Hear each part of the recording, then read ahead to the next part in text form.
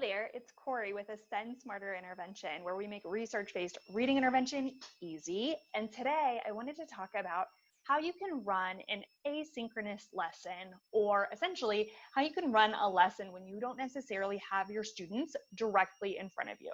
So there's a couple of reasons that you might be doing this in this online time of reading intervention and reading instruction.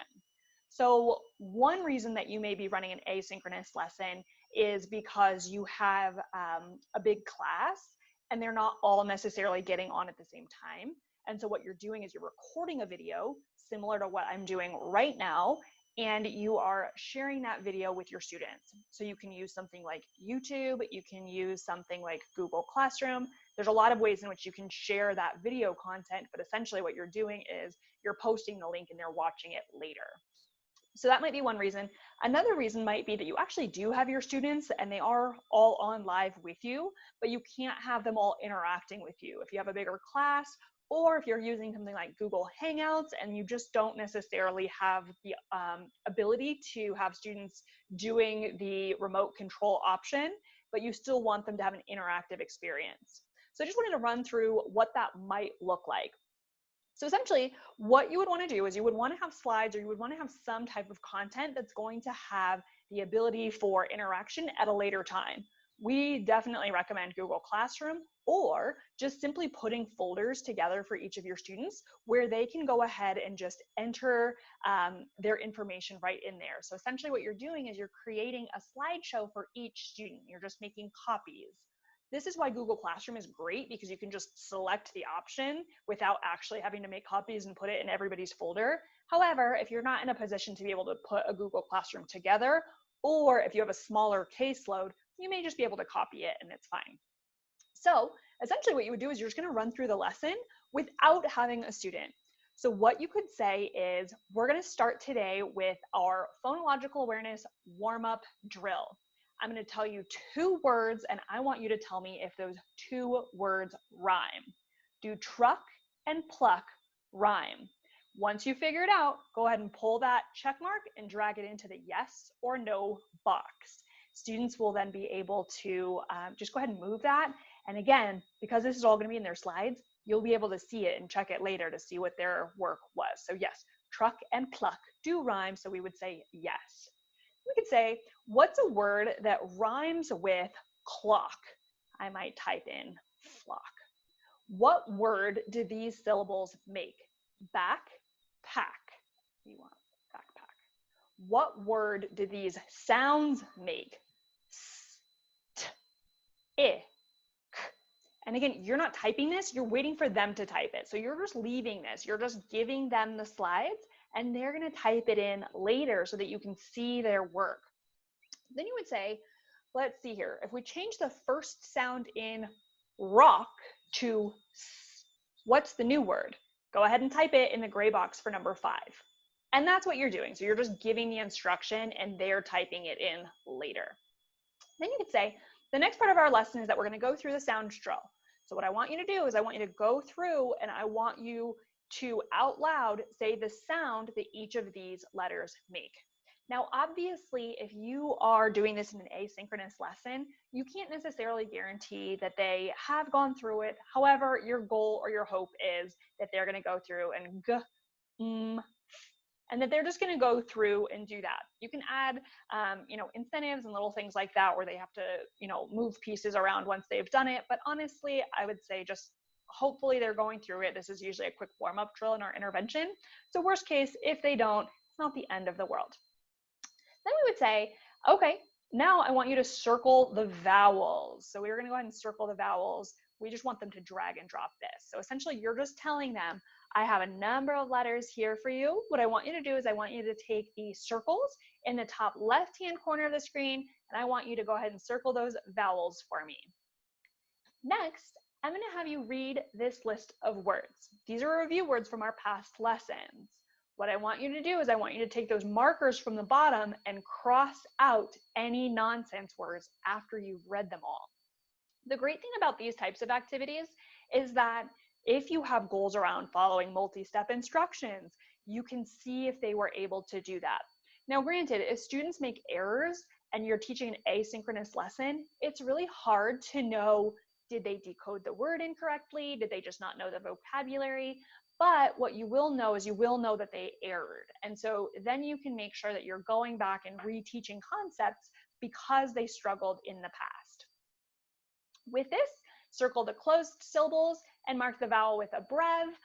In this case, if students don't have the ability to kind of create a shape or to annotate, they definitely can draw on the slides for you. And so we would just tell them, you know, you want to click on your draw button and draw in the brev, but you could also just say something like, use the circles from below to circle your closed syllables. And so you're looking for them to essentially find all those closed syllables. Again, you can see where they are erroring. And so because you've got access to their slides, you'd be able to see that. You could say, all right, so today the new lesson that we're going to be teaching or talking about is CK. So CK is a letter pattern that says k at the end of a short word following a short vowel.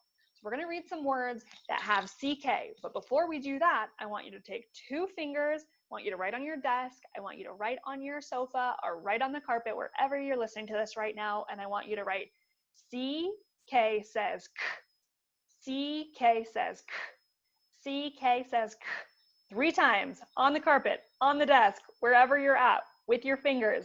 Hang in there with me. Hopefully you're doing this because that's what's creating those brain connections for you. Then what you want them to do is just find the pattern. So what I want you to do is I want you to read each of these words and I want you to find that CK for me. So you're just asking them to move this piece and read those words. Again, you're hoping that they're doing this work, but the best place to be checking for this is in a skill development. So just asking them to do something with that work. So circle the verbs. This makes it a little bit more clear that they had to have done the work. Okay, so we're circling the verbs.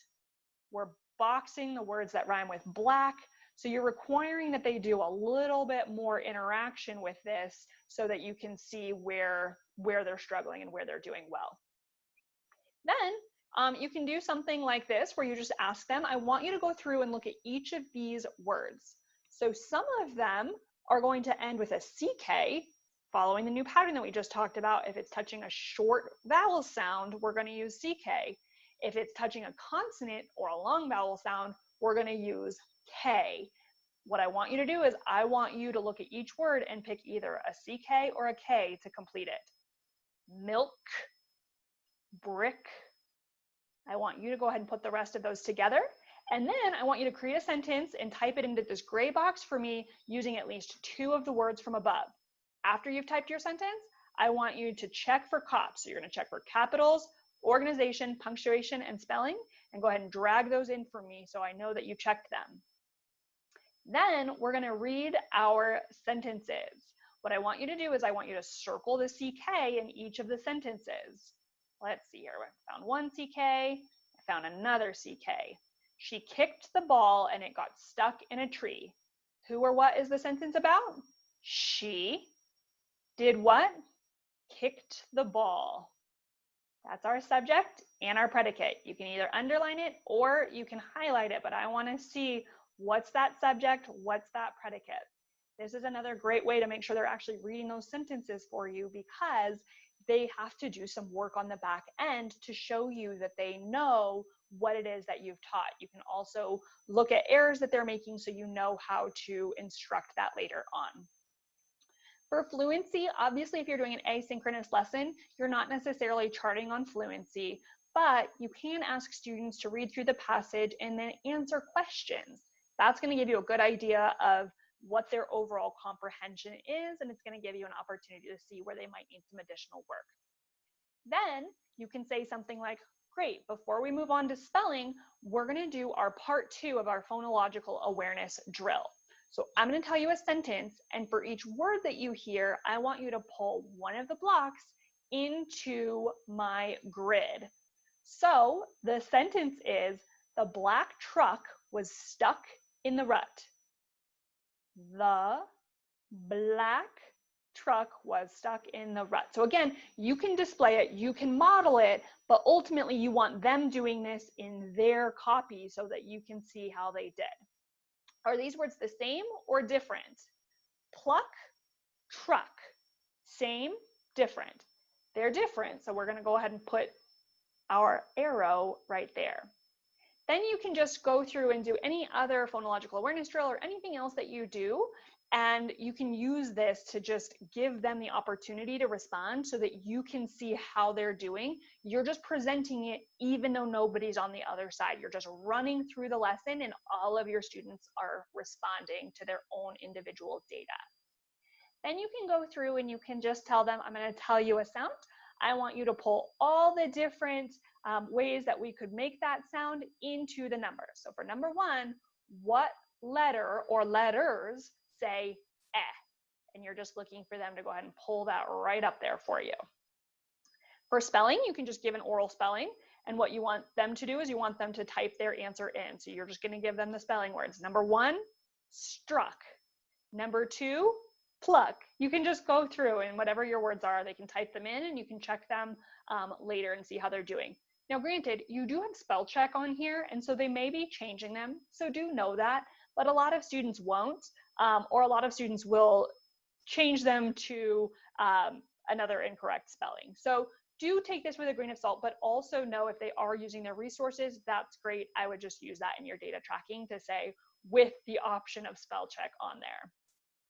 You can just go through any of the lesson and essentially you're just asking your students to move things about, type things into the boxes, check things off with you. So essentially you're just going through a lesson, but nobody's on the other side. And then you're going to go into your Google Classroom or your students' folders and you're going to go take a look and check to see their work and how they did. This is another great thing that you can do even if you're running a lesson live. You can go through this and you can assign pieces and parts of it for home practice or for homework. So hopefully this helps. I know it's just one more idea. I know there's lots of different things. I think there's a lot of stress right now in doing everything right and doing everything perfectly. And we by no means have done everything right or perfectly in this transition. You don't need to hold yourself to that either. Keep doing the best that you can and just keep looking for ways to up-level yourself every day or every week. Do the best you can, sort of that whole idea of the best you can with what you've got, where you are, and just keep at it. Thank you so much for doing what you do, and let us know if you have any questions in the comments.